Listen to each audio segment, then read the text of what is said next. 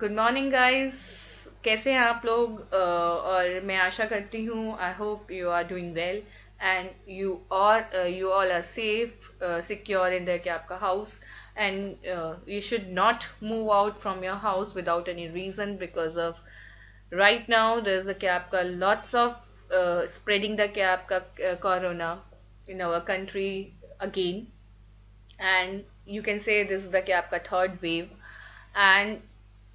And you won't imagine the third wave is क्या आपका is life spoiling, या you can say is मतलब आप is dangerous for your life बिल्कुल, क्योंकि अभी तक ये था कि your organs are affected, ठीक है, बट तक क्या आपका right now आप ये देख सकते हैं, you can see कि the death ratio is comparatively is very high is compare to क्या आपका इस क्या कहते हैं आपका फिट रेशो और द क्या आपका मतलब आपकी ठीक होने वालों के कंपेयर में इज द के death ratio is very high and it's my total concern for you guys कि you should not move out. देखिए आप अब इसके साथ ही हम लोग शुरू करते हैं deposit chapter. And deposit definitely I already discuss with you guys lots of things regarding the क्या आपका deposit, but deposit from member by private company ये भी ऑलरेडी डिस्कस, ठीक है ना। इसके अलावा आप ये देख सकते हैं 29 जून, वही मैंने आपको बताया।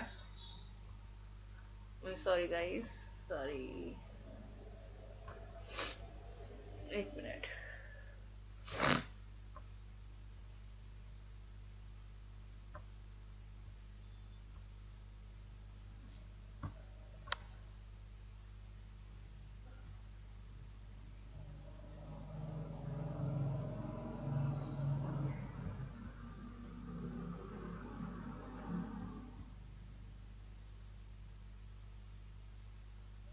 हम्म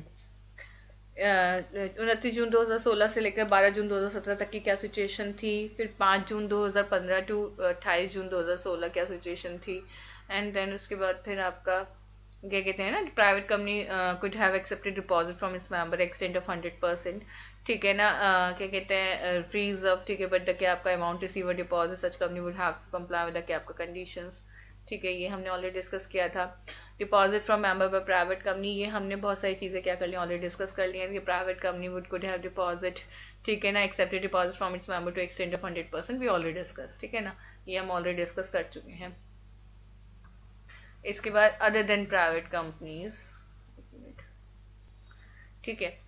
तो कंप्लाई विद वही की कोई भी कंपनी, चाहे वो जून से पहले हो चाहे वो जून के बाद हो, कंप्लाई विद क्या आपका terms and condition of companies rule 2014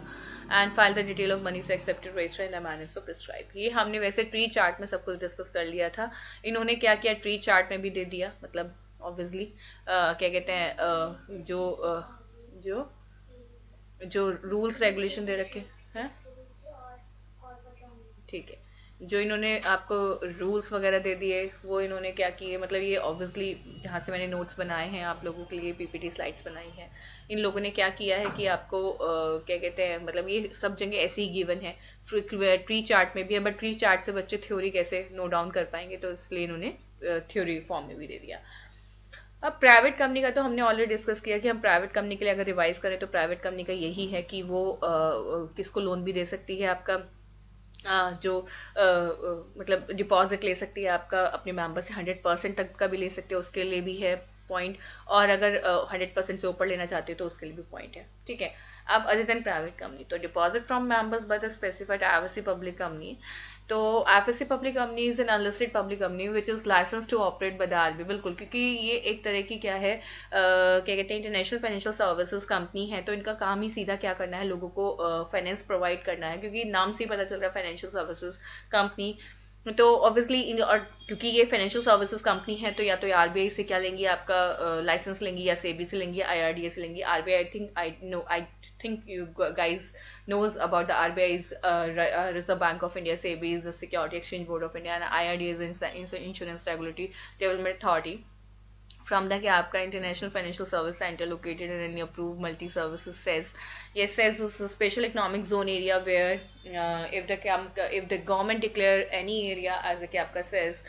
तो यू डोंट नीड टू क्या आपका कि वो जो एरिया है कि दैट द क्या आपका company is located in the क्या आपका सेस इज पे द क्या आपका टैक्सेस, नो नीड टू पे, क्योंकि सेस डिक्लेयर करने के पीछे कारण ये होता है कि you no need to pay the क्या आपका एनी टैक्सेस इन द क्या आपका on that area. Can accept from its member money not exceeding 100% of aggregate of the paid up capital, ठीक है, फ्री रिजर्व बिल्कुल 100% से ज्यादा नहीं ले सकती है। FSc public company and company shall file the detail of money register and DPT 3, ठीक है, एंड ऑब्वियसली कंप्लाई द क्या आपका डिपॉजिट रूल 2014। उसके बाद क्या है आपका डिपॉजिट फ्रॉम मेंबर्स पर other than private company specified FSC public company, मतलब deposit from member by other than private company जो कि स्पेसिफाइड क्या कहते हैं public company, FSC public company और एलिजिबल कंपनी। तो इन्होंने बोला कि company other than the private company and specified, मतलब प्राइवेट कंपनी के अलावा और एफएससी पब्लिक कंपनी के अलावा डिपॉजिट मेंबर से लिया जा सकता है 35%। ये रूल था 29 जून 2016 तक विद इफेक्ट फ्रॉम, ठीक है ना, और साथ में कंप्लाई करनी थी conditions. And deposit from member by other than private company, ठीक है, मतलब प्राइवेट कंपनी के अलावा वो डिपॉजिट ले सकती थी 35%, जिसमें earlier this limit was 25%, but बाद में उसको रेज किया गया।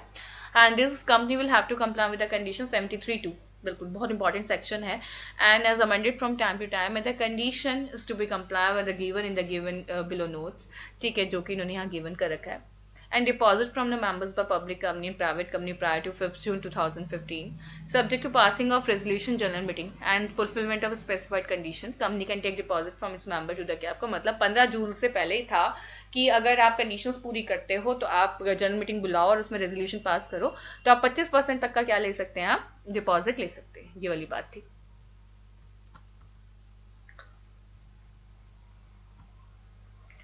Procedure compliance for accepting deposit from members, बिल्कुल सही बात है। अब now they are given the क्या आपका इन द क्या आपका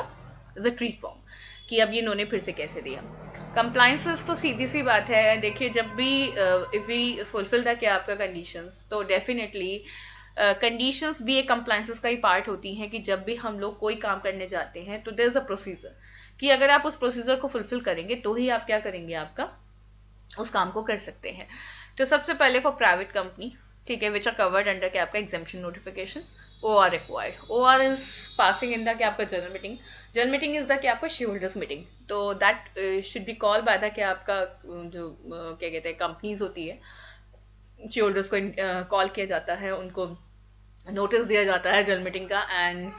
at least that notice should be कि आपका the length of the notice is 21 days and is the fresh 20 मतलब is clear 21 days, it means at least क्या कहते हैं 25 days notice given by the क्या आपका कंपनी फॉर कंडक्टिंग द क्या आपका general meeting. And in the general meeting companies should have pass the क्या आपका क्या कहते हैं OR,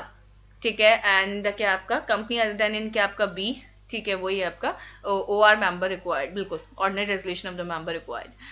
रेजोल्यूशन हो गया। एंड देन फॉर्म DPT1, बिल्कुल जो एग्जेम्प्टेड है उनके लिए जरूरी नहीं है, इनके लिए रिक्वायर्ड है। Issue circular in form DPT1 to its member including their in a statement showing the financial position of company, the credit rating obtain, बिल्कुल क्योंकि deposit is just like a loan, ठीक है, तो उस केस में जो भी CRA होती हैं दैट गिव द क्या आपका that company CRA credit rating agency give the क्या आपका rating to the company is the क्या आपका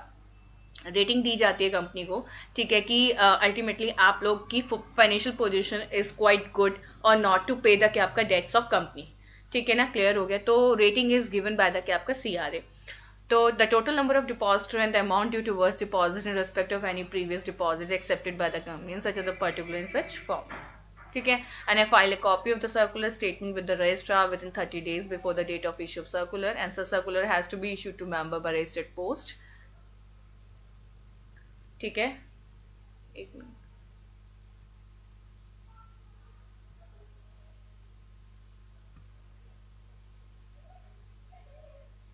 register post,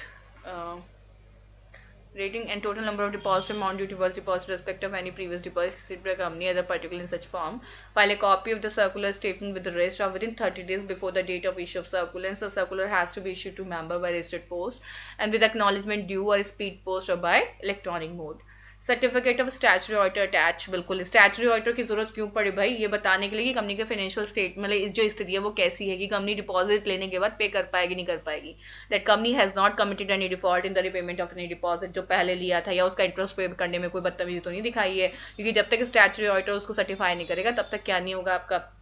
आपको अलाउ नहीं किया जाएगा कि आप डिपॉजिट लें। एंड द क्या आपका, if this was a default then the company had made good the default and give period of 5 years has lapsed since the date of making the good the क्या आपका default. बिल्कुल, और अगर आपने कभी किया भी था तो कोई दिक्कत वाली बात नहीं, 5 साल बीते हुए हो चुके हों। एंड 15 अगस्त 2018 से certificate from statutory required as per the second proviso as amended by ये सब, ठीक है ना। तो इसके साथ ही we should over our class, ठीक है। एंड द क्या आपका that should be now your next class is definitely discuss in the क्या आपका मतलब next the other things we should discuss in the क्या आपका नेक्स्ट क्लास, ठीक है। Okay, bye guys, take care.